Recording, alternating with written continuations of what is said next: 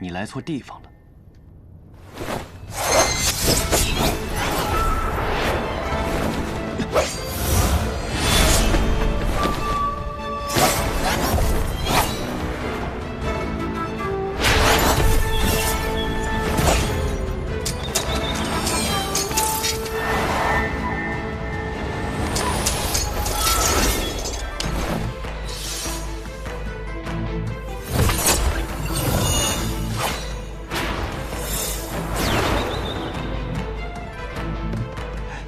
挺厉害啊！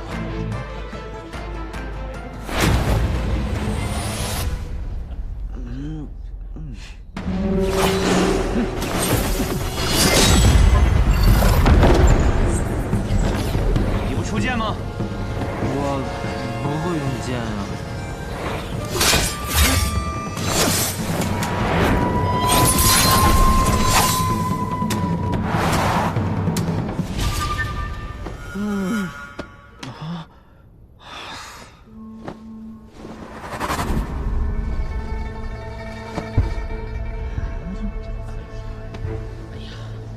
小兄弟，下来吧，别打了。就是啊，磨他呀，别受伤了，别打了。看起来你不是我的对手。这傻小子，一定和当年一样，练我的时候偷了懒。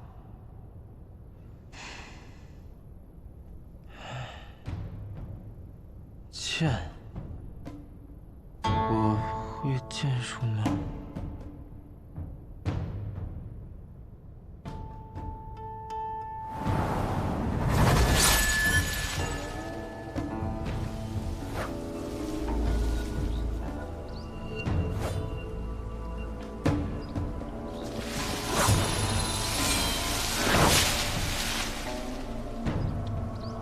师傅，这又是您的幻术吗？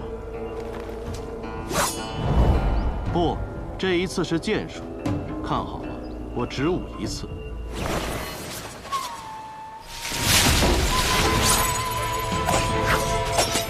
我有一剑，能称绝世。何为绝世？天上地下，过往明天。再无此一人，再无此一剑。 若再有此人，再有此剑，当幸百里。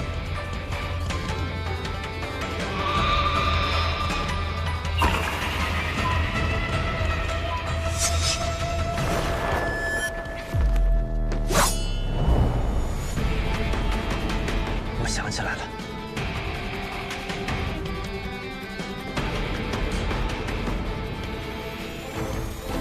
我会剑术。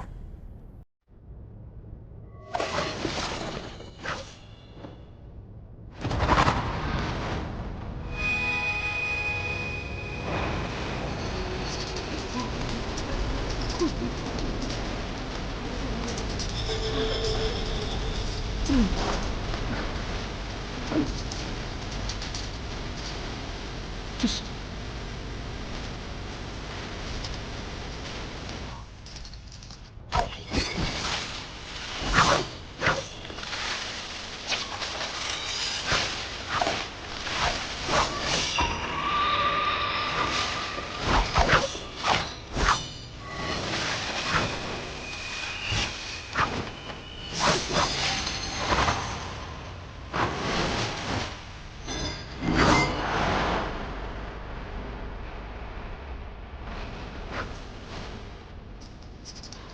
西楚剑阁，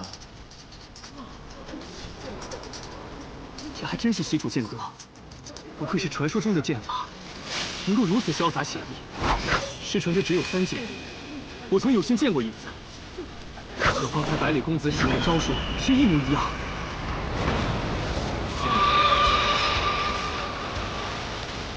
可是他用的是完整的剑招。小白玉怎么会西楚剑阁？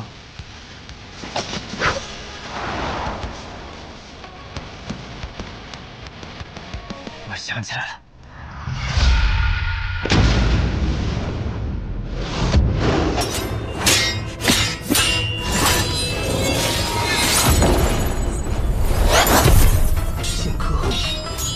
何只有剑，没有歌呢？可惜唱歌的人已经死了，世间便只剩下这一剑。问道于谦。当年西楚儒仙古陈咏歌，剑仙古墨执剑，于西楚最后的城池洛桑城城头，以一剑一歌对阵9000破锋兵，直至力竭生死。最后洛桑城破，西楚亡国，这套完整的剑法，自然也就失传了。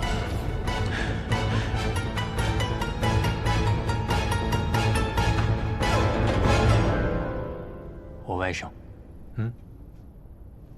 我外甥，没想到啊，这镇西侯府的胆子，可真是比我想象中要大。本以为今日来，只是为了取剑扬名，却没想到见到了你，还见到了如此有趣的剑法。酒，我的酒呢？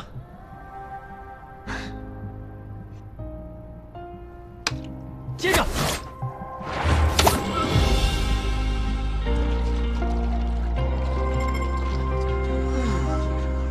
定是好酒，如此畅快。兄弟，借酒一乐。干！干！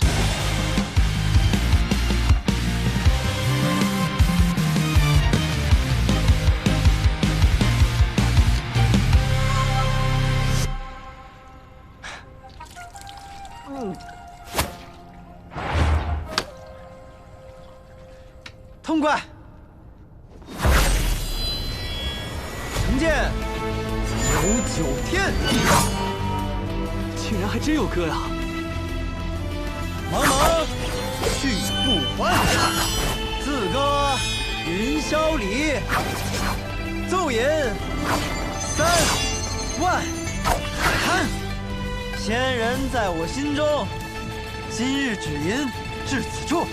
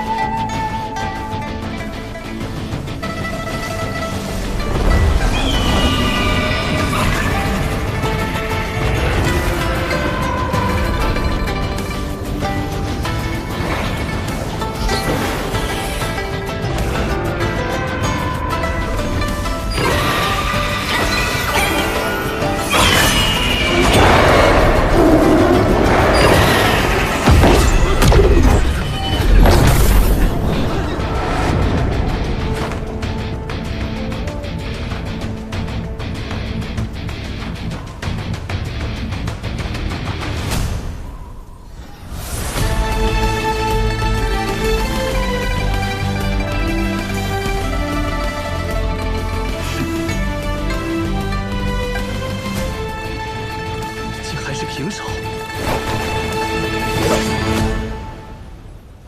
再来，不打了。无论多强的实力，在失传的剑舞面前，都不值一提。能见到完整的西楚剑歌，乃是我辈剑客最大的幸运，可比获得一柄好剑要珍贵得多。不染尘，该是你的。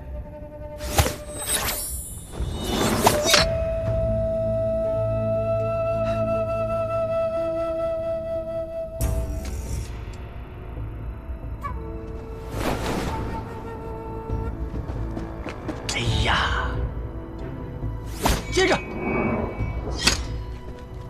舅舅，啊，走啊！长老，这剑都已经丢了，还留在这里干什么？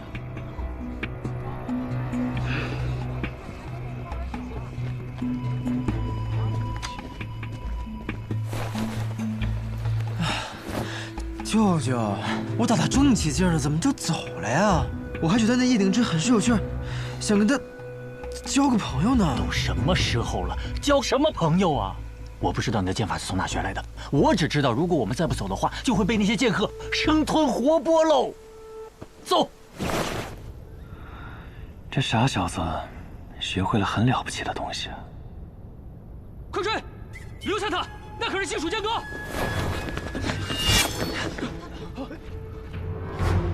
你干嘛？快闪开！各位，盛会还未彻底结束呢，怎么这么急着要走啊？你要拦我们？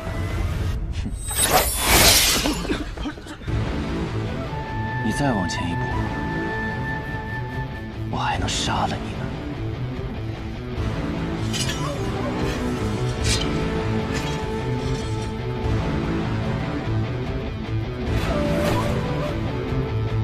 送我一个。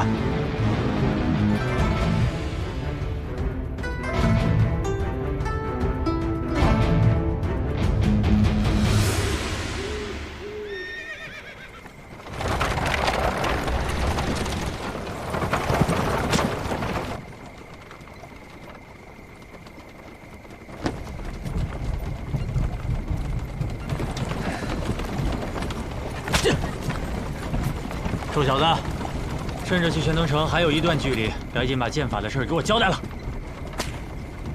可我总觉得，我们这么一走，好像错过了些什么。别扯开话题，我们能错过什么？错过了一场重逢。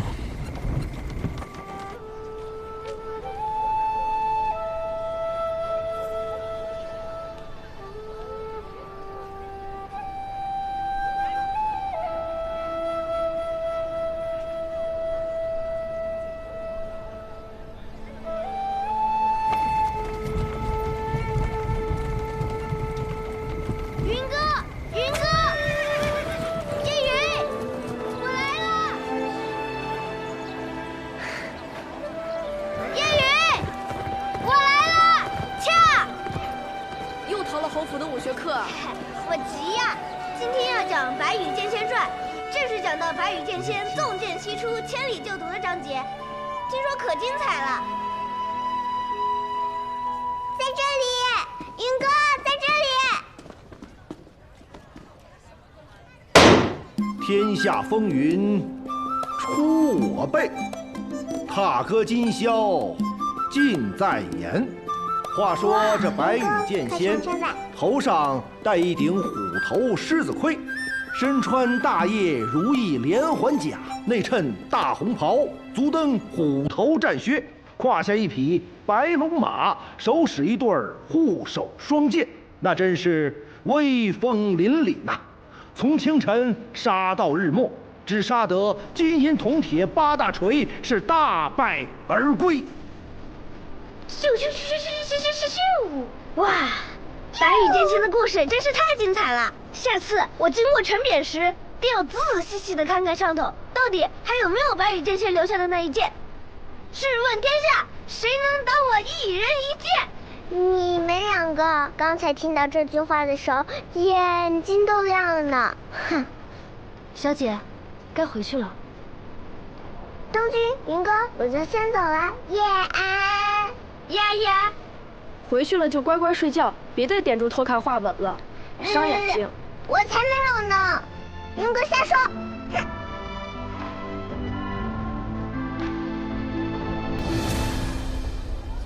下一章应该要讲到白羽剑仙与酒仙相识相交，一同游历江湖的故事了，一定更精彩。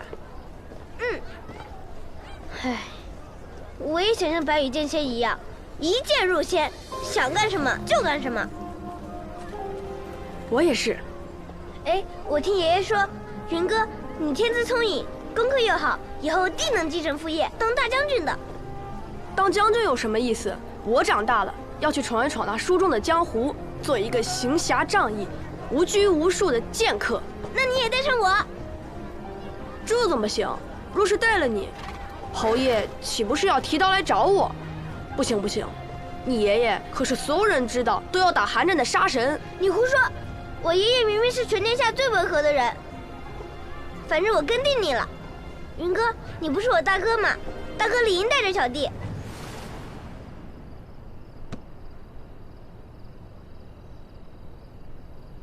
那好，我们立个约定。什么约定？等我20岁，你18岁的时候，我们就离开天启，一人向北，一人往南，独自去闯荡江湖。等9剑成仙的时候，便是再见之时。可以吗？好。你要当剑仙，我便不与你抢了。白羽剑仙的好朋友是酒仙，那我就去做那酒仙。那好，我们一酒一剑，快意江湖。一酒一剑，快意江湖。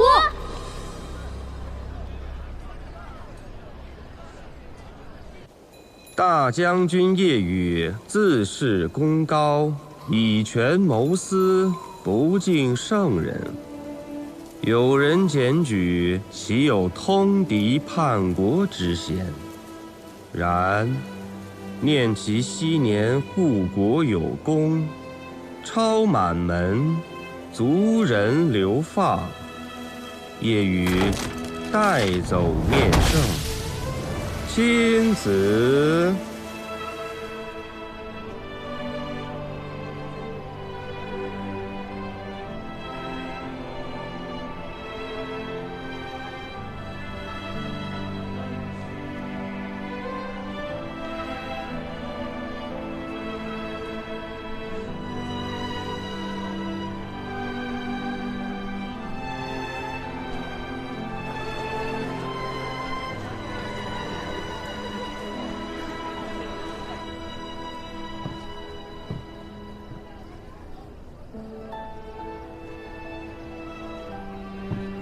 叶兄弟怎么一个人在这里喝酒？夜风习习，明月皎皎，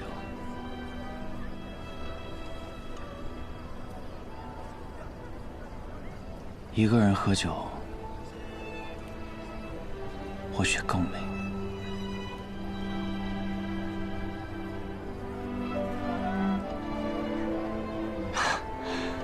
那可真是不好意思了。现在多了我一个。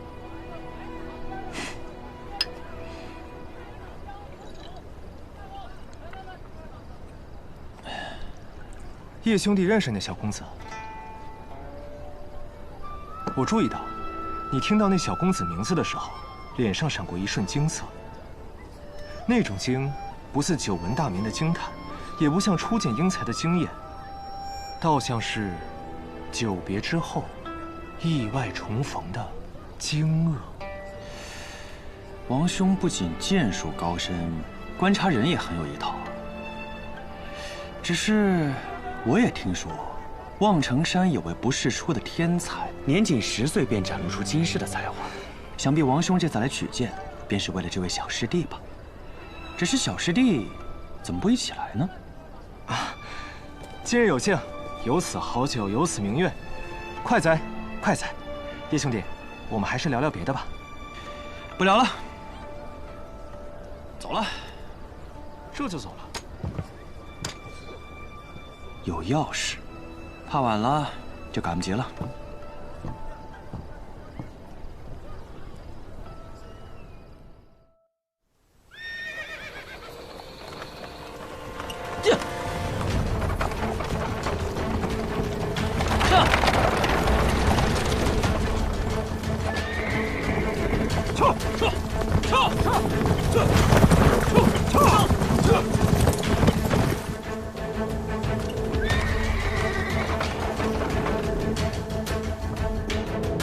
小白梨，醒醒！喂，醒醒！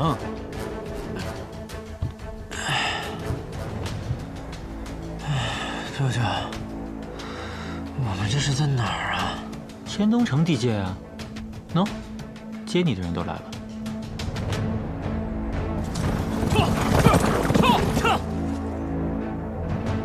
我再问你最后一遍，西楚剑歌是从哪里学来的？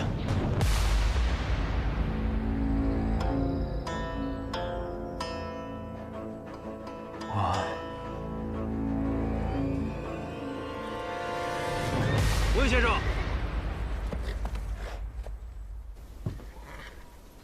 哎呀，嗨。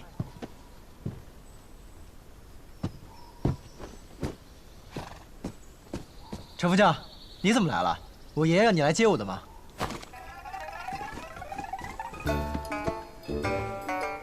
把百里东军给我绑起来！放开我！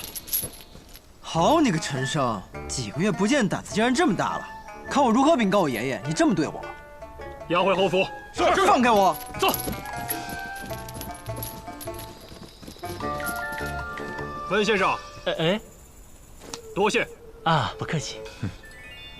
不知温先生接下来是入城休息几日，还是直接回温家了？既然来都来了，就去看看我那个妹妹吧，顺便看看小百里下场如何。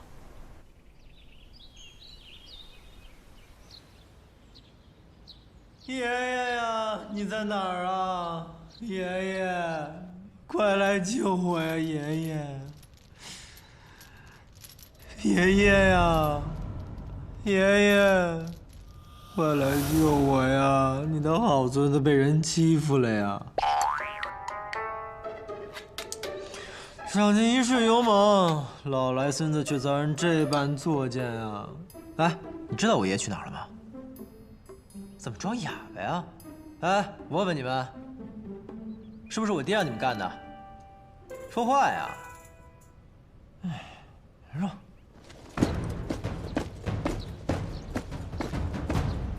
爷爷，爷爷呀，快来救我呀！爷爷，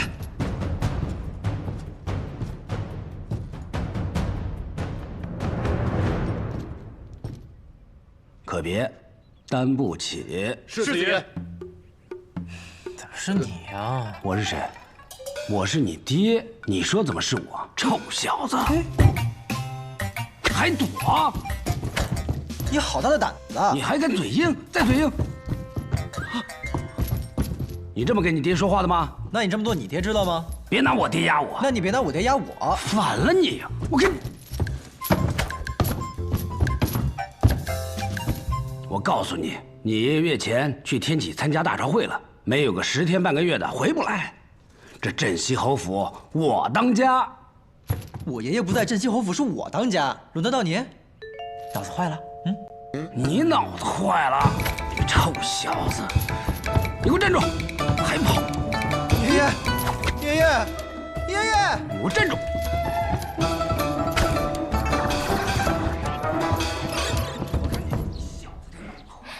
有了小公子在，这侯府才算是有了生气呀。 都是你们这群心大的给惯的。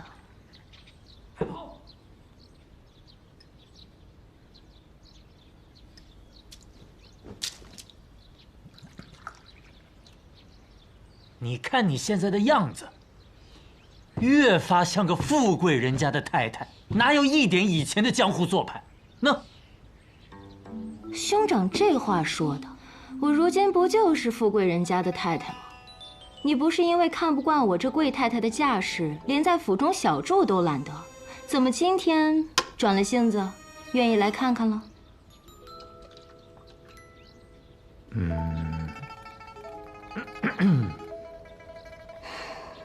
都下去吧。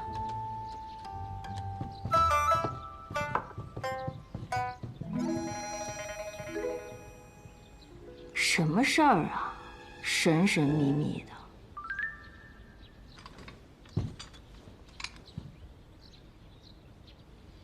剑，真是一柄好剑。我从小到大看过的名剑不少，却没有一柄能够比得上它。哥哥，这是10大名剑中的哪一柄？都不是。这是名剑山庄的少主魏长风新铸造出来的仙宫品剑，不染尘。 这是名剑山庄的仙宫品，多少年没见过这等品阶的剑了。所以，今年剑灵开启，你去夺剑了？你要是靠毒夺了这把剑，怕不是要成为天下剑客的仇人啊！吼，哼，恐怕这天下剑客的仇人要另有他人喽。我是去了剑林，但是剑不是我夺的，是你儿子亲手夺的。哥哥，你就别拿我开涮了，我儿子才会几招剑法呀，就能去剑林夺剑。我就说你们别总惯着他，这就是你给他抢的吧？怕老爷子不让，推说是他夺的。是真的。好，那你告诉我，我儿子用的是什么剑法呀？西楚剑歌问道于天。你再说一遍。西楚剑歌问道于天。这更像吹的了。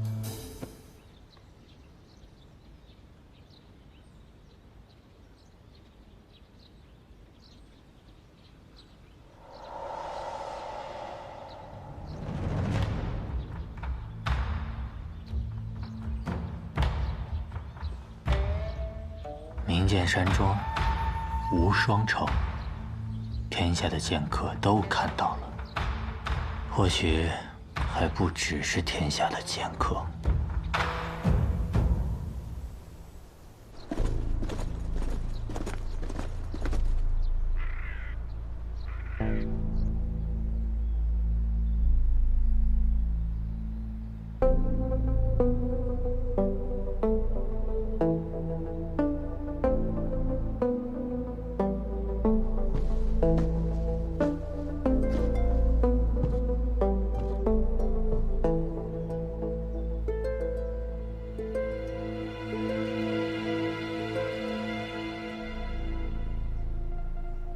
陛下。哦，卓青啊，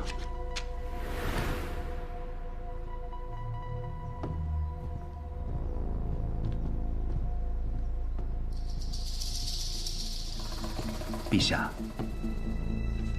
何事？这是影宗今日递上来的消息。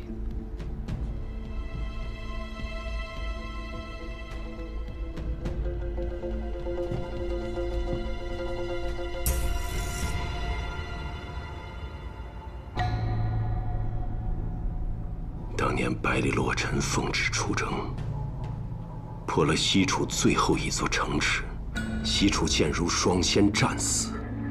现在你告诉我，西楚剑客再次问世，难道说剑如双仙，他们没死？百里洛尘呢？大朝会结束之后，已离开天启，回黔东城去了。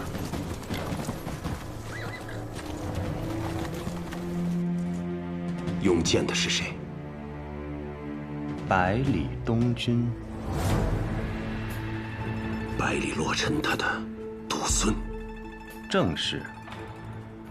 当年，镇西侯奉旨率军讨伐西楚，乃是先帝刻意安排。镇西侯和西楚剑如双仙曾是知交好友，先帝想以此来试探他的忠心。随军的副将是先帝的亲信，身怀密旨。当时，若镇西侯有半点犹豫，随时可以取而代之。然而，那场战役的最后结果，世人皆知：西楚国破，双仙阵亡。当年孤亲眼见过剑仙的尸首。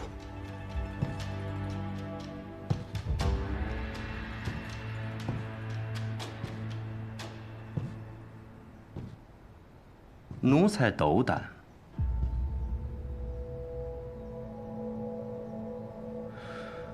如果那场战役活着的是那如仙，便是当年百里洛尘辜负圣恩。西楚剑仙虽然剑法绝世，但不过一介武夫，可那如仙身具耀人之术，能让寻常兵士以一敌百。甚至能让濒死之人重新起来作战。正是这等鬼术，才使西楚这样一个边陲小国与我背离相抗。如果如仙还活着，可是比那剑仙更可怕的存在。当年一战，西楚如仙即便没死，也定然身受重伤，不然不会藏身乾东城多年不出。奴才这就派人去乾东城，把那西楚余孽带回来。选若风觐见，这件事就让若风去办吧。是，陛下。小姐，算算日子，白发紫衣大人应该已经回到天外天了。二小姐若是看到了他们，却没有看到小姐，指定要发脾气了。我让白发他们先走，是想看看北阙曾经的山河。星儿知道了缘由，他应该就不会生气了。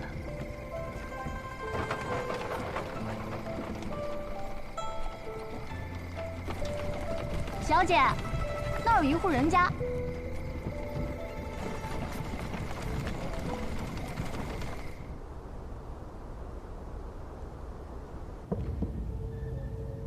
进来。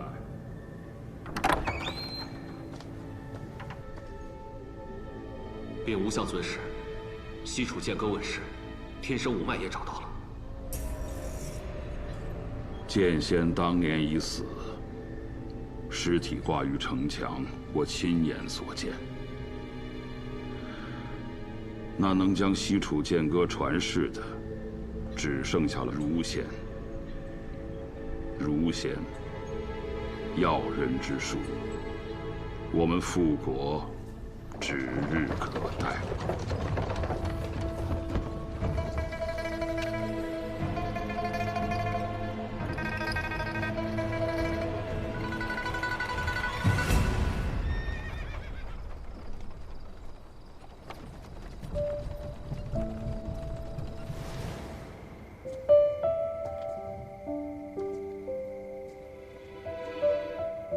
小姐，他们供奉的是咱们北阙的勾陈大帝，他们是我们北阙的子民。方才看到牌位上的生卒，娘子的夫君和公公，可是死于15年前。夫君和公公，因15年前北阙和北离一战，死在了沙场上。那你们有没有想过？如若一日北阙光复呢？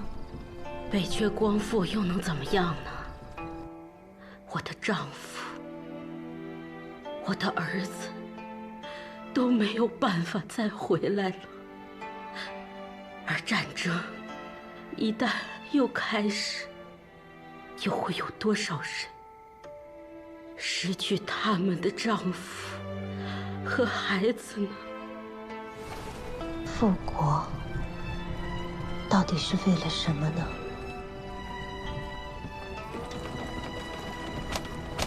小姐，你在想什么呢？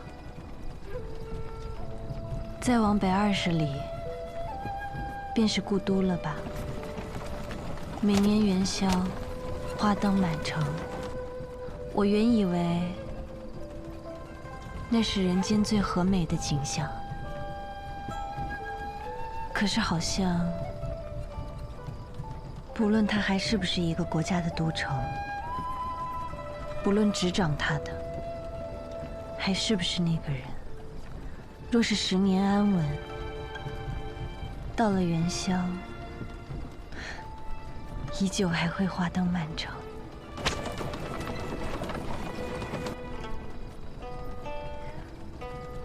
人生短短一回，北阙一名需要的，或许并不是北阙，而是像今夜一样没有纷争的安稳吧。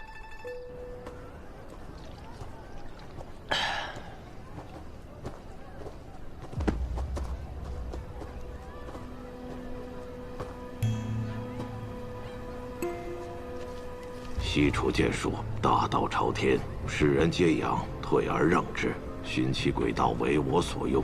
若危及百里，退。父亲啊，父亲，我也想见见真正的大道。父亲传来的消息。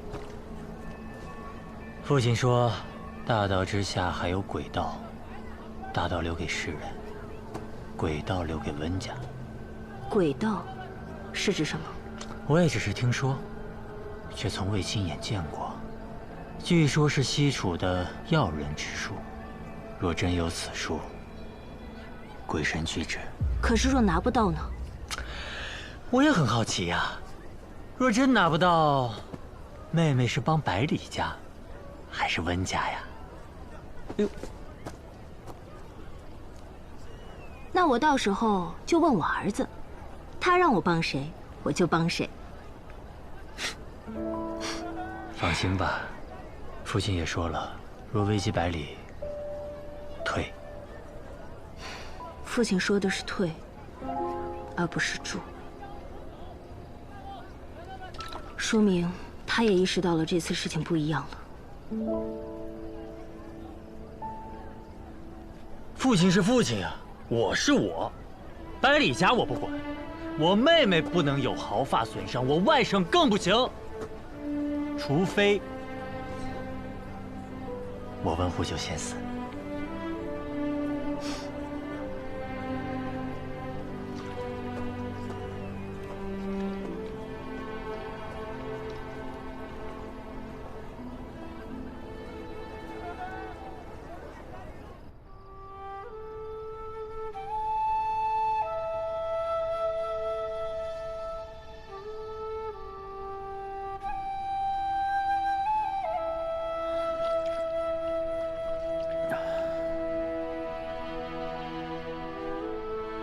也不知道司空长风怎么样了。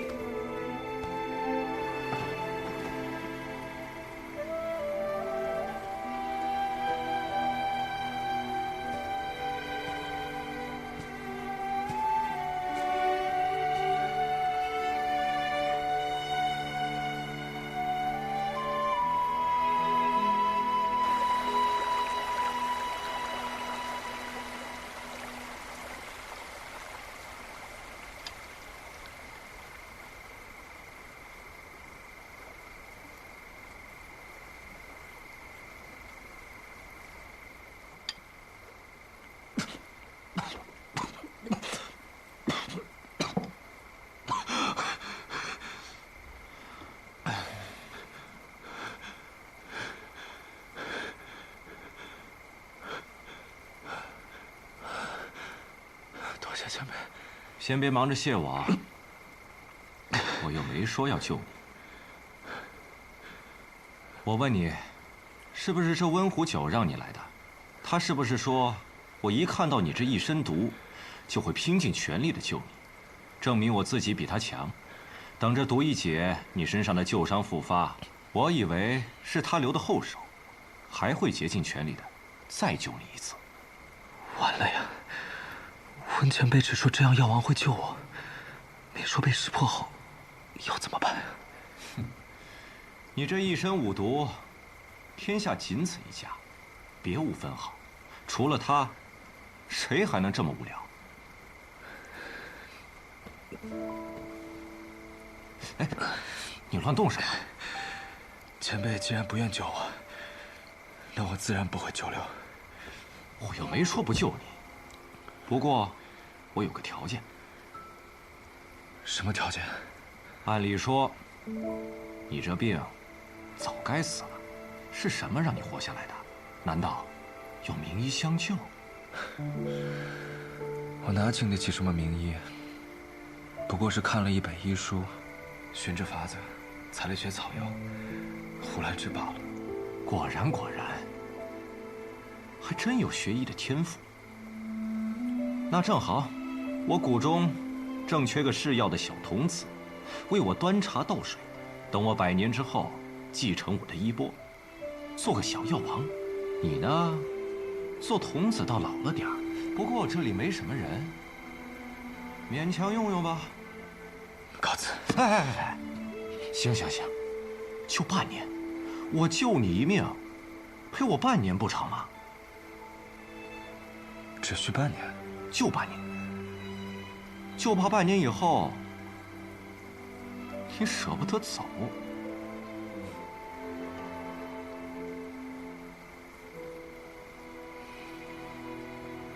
好。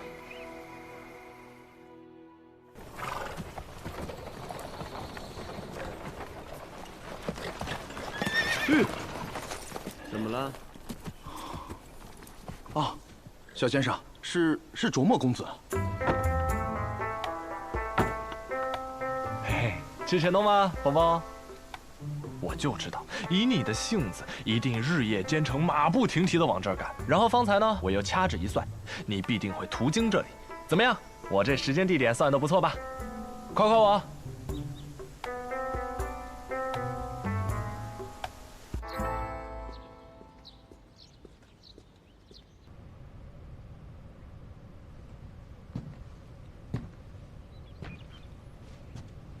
父亲，天启城来的人有消息了。学堂小先生，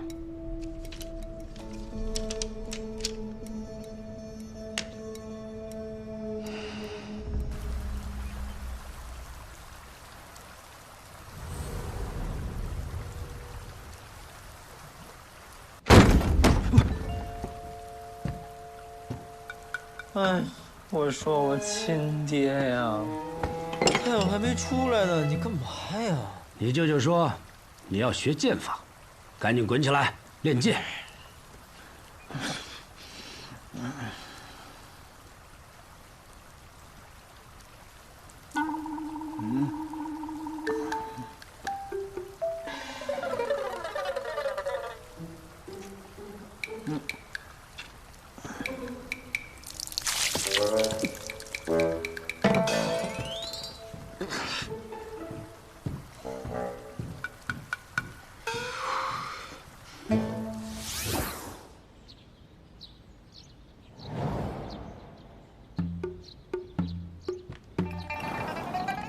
臭小子，还换了个地方睡，不像个样子。拿好你自己的剑，剑客的剑不可以随便离手。你要教我剑？这不是很显然的事情吗？我不要你教我。怎么，还看不上你老子了？你看看，这剑如何？仙宫品的剑，自然绝顶。自然就是了。我既有仙宫品的宝剑，那自然要全天下最厉害的人来教我。我听说如今世上最厉害的人乃天启城稷下学堂的李先生。我去不了天启城，找个差不多的人来教我吧。臭小子！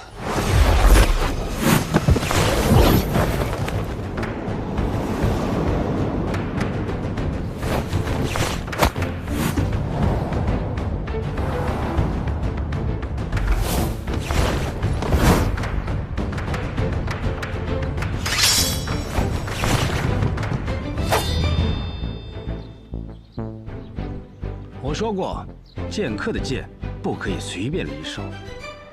还我！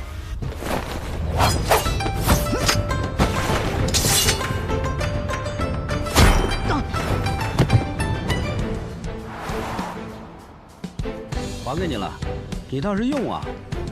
哼，我用。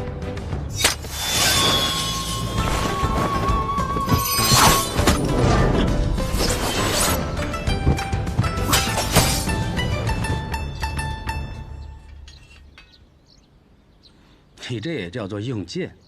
哼，再来！来什么来？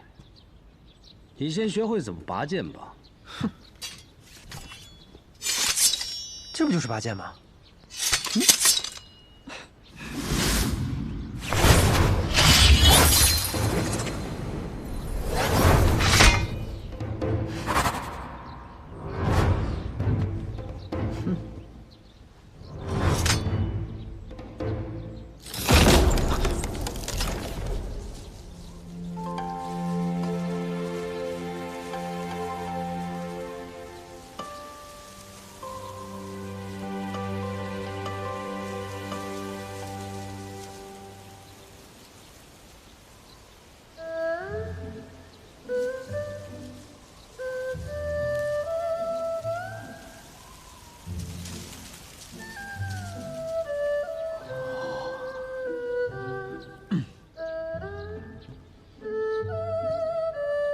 这才叫做拔剑。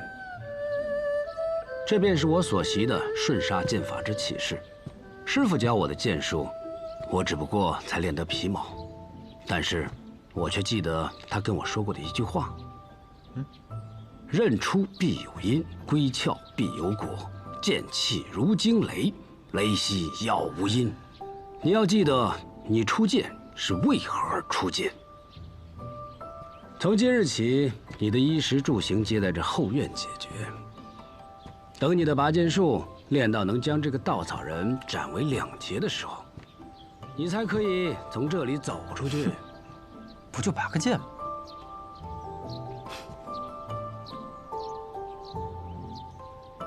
还挺帅。父亲。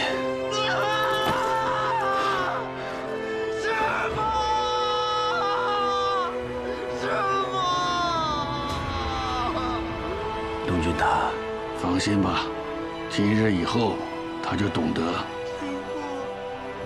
什么叫真正的江湖。恣意飞扬的八公子不是真正的江湖，剑林的剑客风流也不是真正的江湖。师父，师父，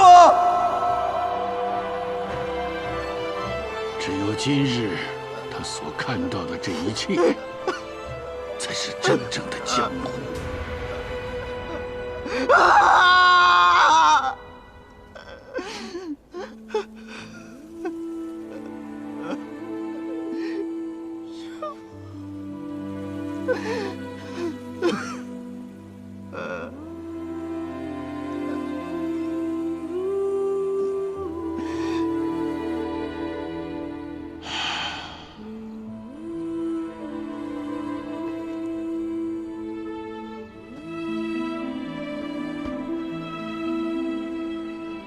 回去疗伤吧，我们在家等他回来。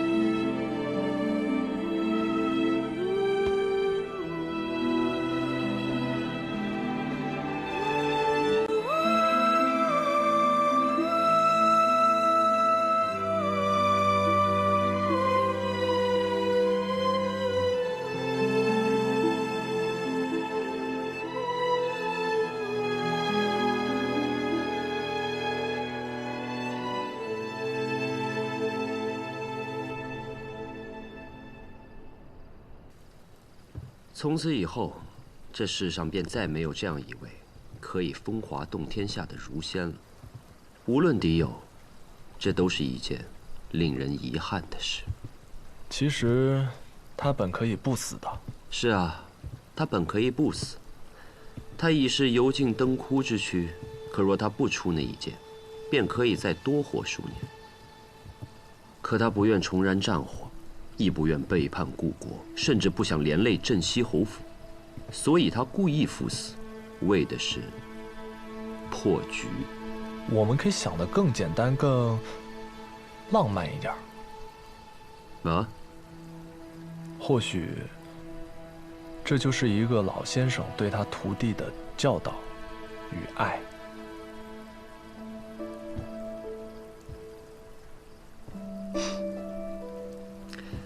你虽然经常说一些废话，可是刚刚那句说得很好。哎，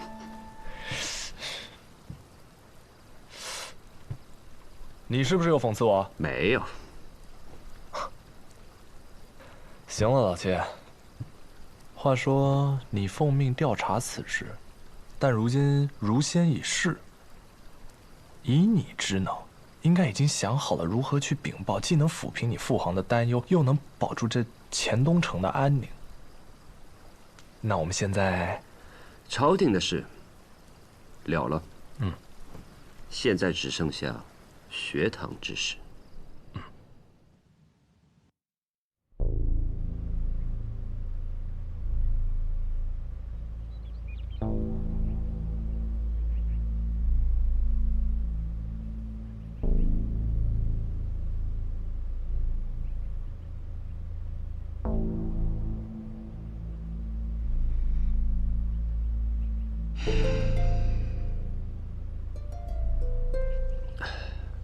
不知道侯爷可考虑清楚了？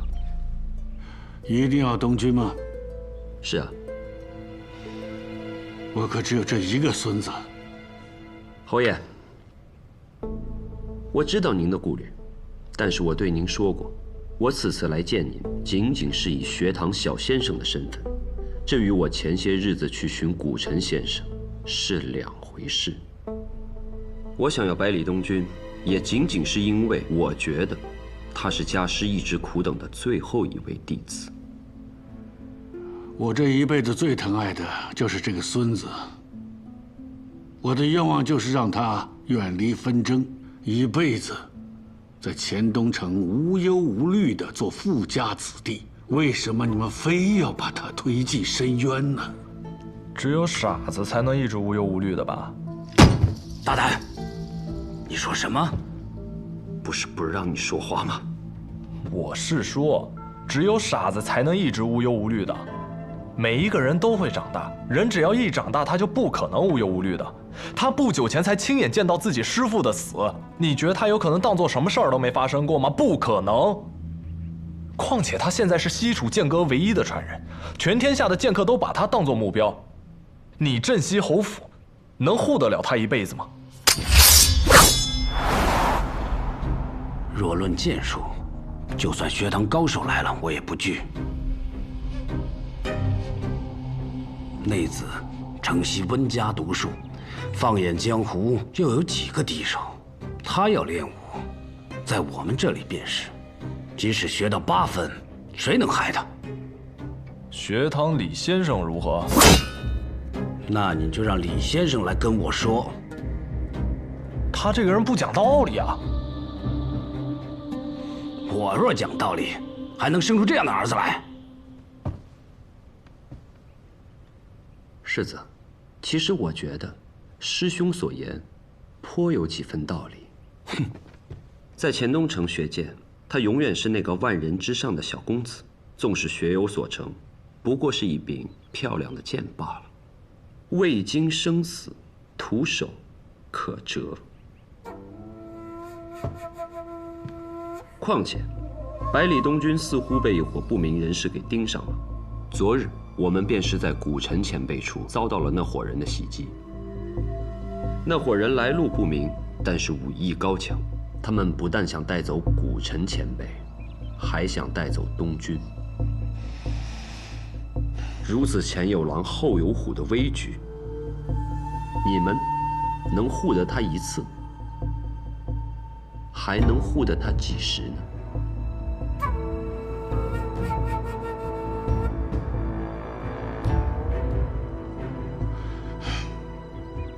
昨日我也听程峰说过了，这帮人套路确实诡谲，颇为难缠。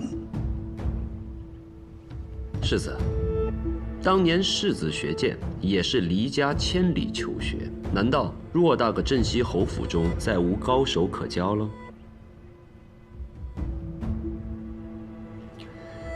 天启城的确是个吃人的地方，但是天启城也是少年们展翅腾飞最佳之地。我相信百里东军。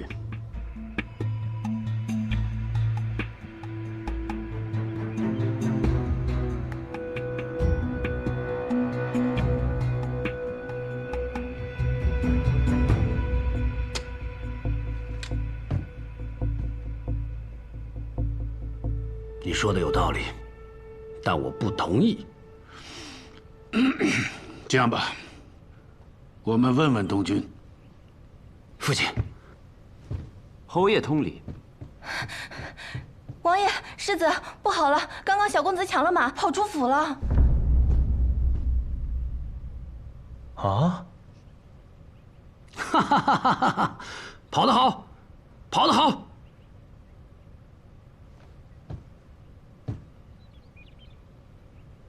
侯爷，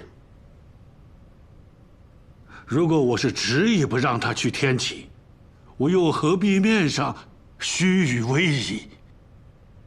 他去哪儿了？出城了吗？没有没有，公子说他要踏遍黔东城。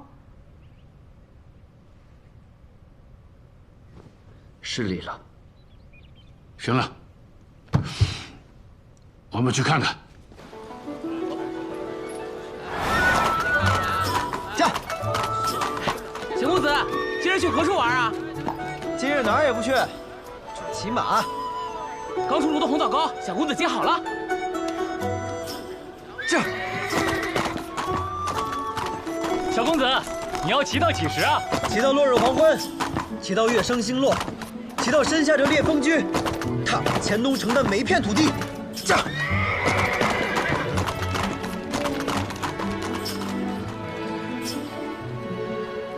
头儿，追不追？追！驾！吁，慢慢的追，千万别追上我啊！头儿，你又追上过几次啊？其他时候我不管，但这一次，一定不能追上。这一次，让我们跟在他的身后，做一次他的护卫。真是一匹不好驯服的野马。看来去不去天启，东军已经有了答案。有的人就是这样，参军可以当将军，苦读可以中状元，若是西路，可以做那绝世的高手。不必问他能做什么，只看他想做什么。有这样优秀的后辈，侯爷和世子爷还担心什么呢？九王子殿下，但是你把东军带走，可真的只是为了学堂之事啊？只为了学堂。好，东军此去天启，不要牵扯到任何朝堂之事。你可否答应？侯爷放心，我萧若风愿以性命担保。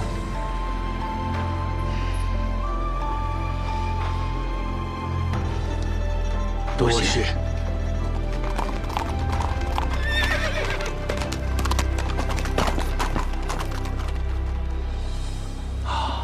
不错不错，给我畅快。有我当年和顾剑梅一起马踏天启的风范了。么，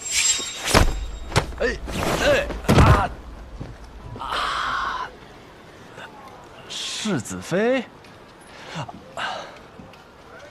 有什么事儿吗？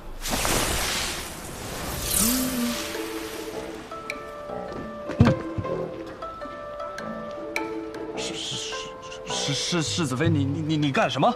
这是我自创的毒，叫做温香暖玉。若是东军学成归来，安然无恙，我便给你解药；若是期间出了什么意外，放心，中了我的温香暖玉的人，会死得很舒服。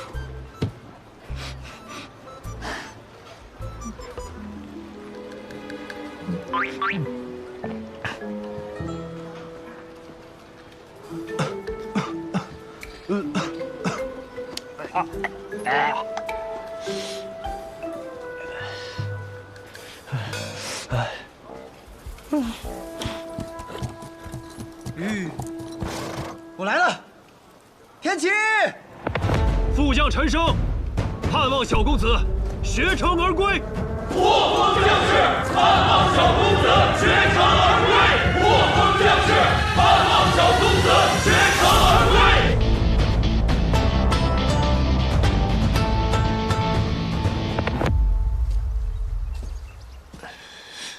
司空长风，不知道的人还以为你上山去打架了。你看你这架势，怎么就没有一点小药童的样子呢？我不是小药童，新百草，你再这么叫我的话，小心我一枪给你打晕过去。那，你那草都给你采好了，自己检查吧。哎呀，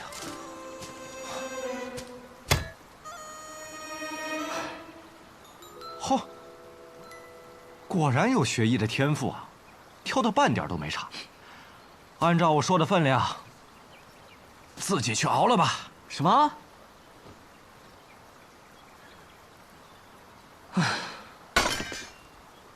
这草我自己摘，药得自己熬，这病看得够累。你付诊费了吗？没付，没付诊费当然要自己熬了，自己动手。哎，哟，这药王谷里还有信鸽呢。那当然，不过这封信是给你的，给我的。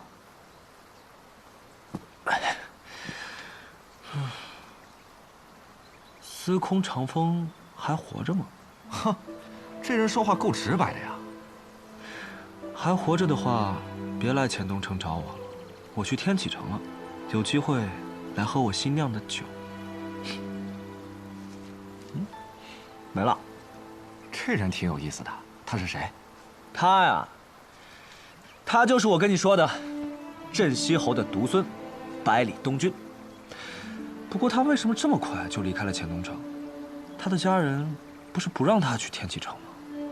信上是什么也没写。看来你很关心他呀。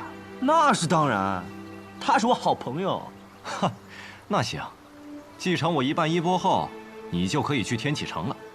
年轻的时候，谁都想去天启城，也谁都该去一次天启城。那里是龙蛇盘踞的地方，也是少年人乘风入天的地方。照你这么说，你年轻时候也去过天启城？哎呀，那个时候，皇帝生病，太医院治不好，3天杀了10几个太医。我师父就派我去出诊，屋内是快死的皇帝，屋外是随时准备拖我出去砍头的长刀侍卫。可是我握针的手一点都没慌。后来皇帝的病治好了，我说过，只要人没死，在我这儿都能医。有意思。我也一定会去天启城。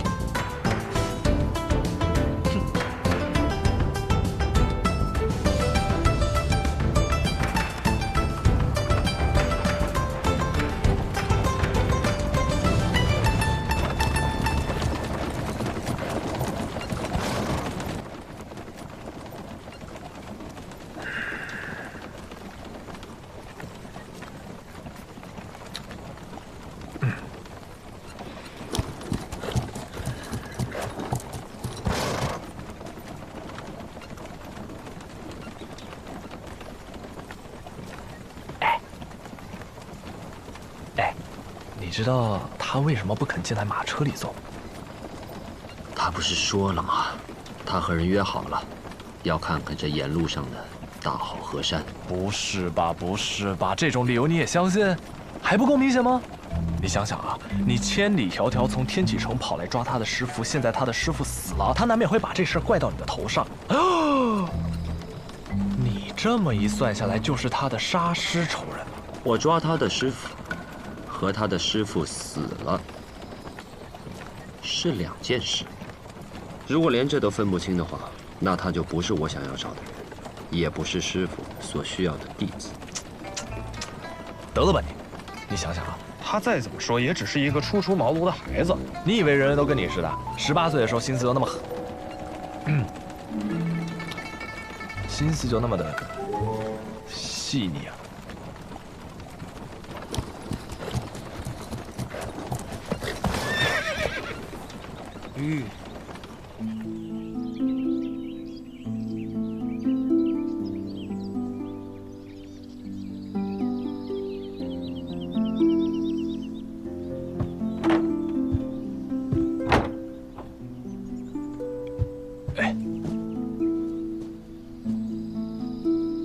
越过前面这个山坡，可就再也见不到钱东城了。我小的时候觉得钱东城很大，怎么也逛不完。稍微大了一点呢，就觉得钱东城也不是很大，骑上个小半日的马也就到头了。现在看来，钱东城确实很小，小到我再走远些，便再也看不见了。那有好好的跟父母告别吗？我父母他们不肯见我，说要见就能几年之后回来好好的见。只要爷爷和我说了些话，他说若是我受了欺负，就传信给他，他便会带上破风军，马踏天启，来给我出气。侯爷是真豪迈。我是不会让他那样做的，那样不就是谋反了吗？所以，在这天启城里，我一定会好好的。传回乾东城的，也只能是我名扬天下的好消息。